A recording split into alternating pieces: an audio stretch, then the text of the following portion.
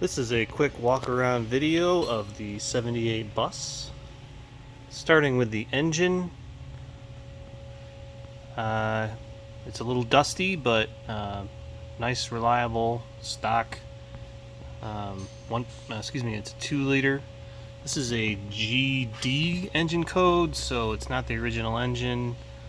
I actually bought it off Craigslist when I was getting this bus up and running, and so the history on it's unknown, but I kind of went through it and painted the tins and replaced fuel lines and things like that when I first got it running. Other than that, I've just been doing valve adjustments and oil changes, adjust the points and things like that, and it's been a good, reliable motor.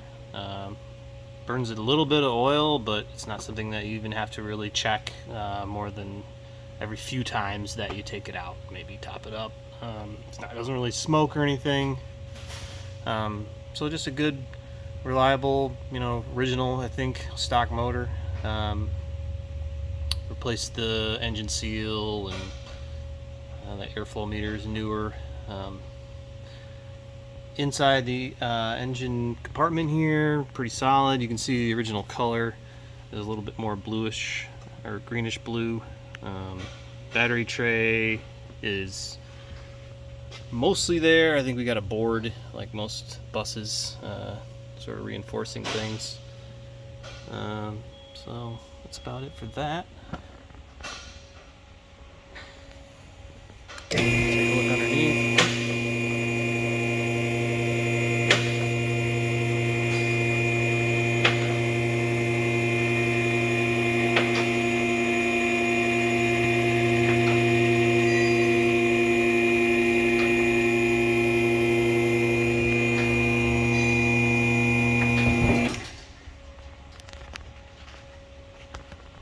Alright, grab my light up here.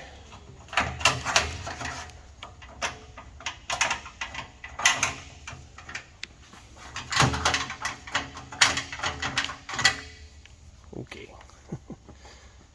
So this is the exhaust. It was a little shinier when I originally built it. I think the stainless is not 304, more like a 309 sort of mixture, but it is a mandrel bent stainless steel exhaust.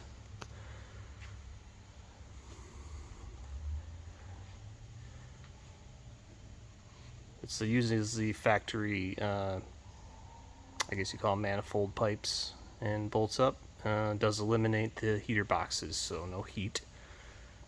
The engine itself, no significant leaks of any kind, just got a little bit of sweating here. Transmission, I've just done fluid changes, goes through the gears nicely.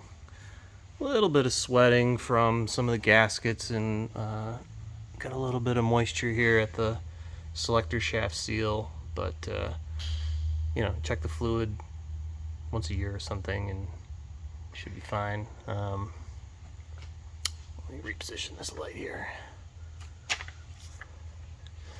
so you can kind of see the notch, as it were, that had to be done to narrow the rear end, and it was done with rectangular tubing. It's all MIG welded together, but got the factory chassis supports tied back into it, so should be good and strong.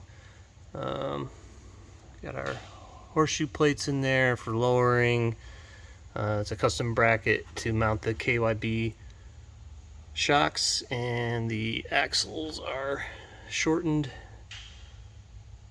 And that's all machined and TIG welded together. And so these spring plate mounts got moved inboard, and the caps are extended there. Let's see. Kind of moving along the chassis here. We've got some surface rust, but it's certainly not in danger of breaking half or anything. A couple spots on the floor. Or water, more than likely collected.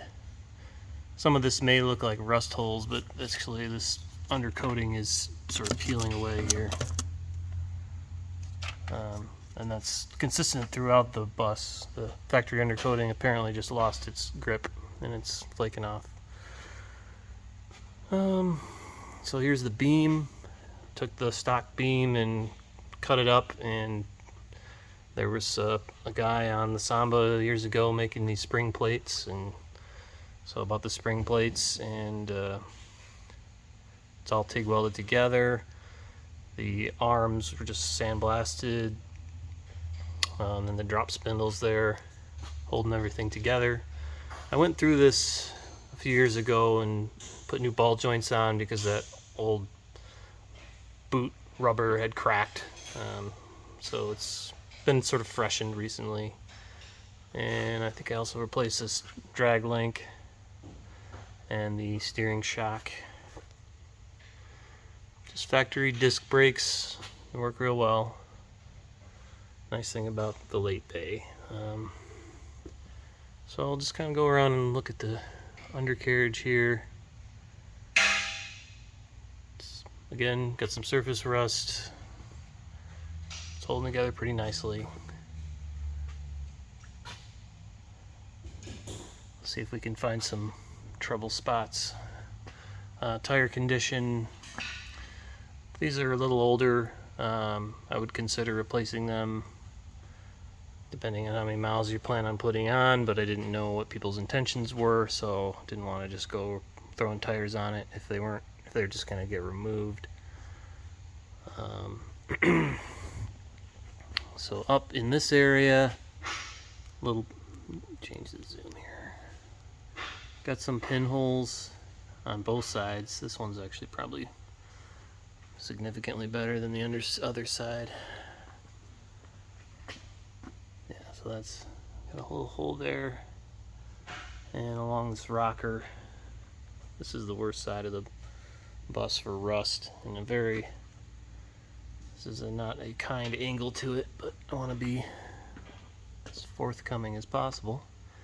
So yeah, we got that kind of bubbling through there, up along the fender here, and then some is there as well.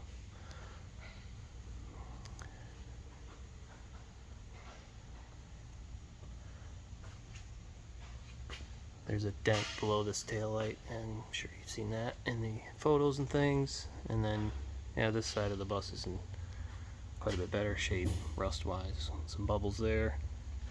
And this is kind of the condition that it's been in for many years. We just try to store it in a dry place, and rust is rust, but it's been fairly stable, and gives it some character, really. Okay, I think that about wraps it up for the 78 bus underside.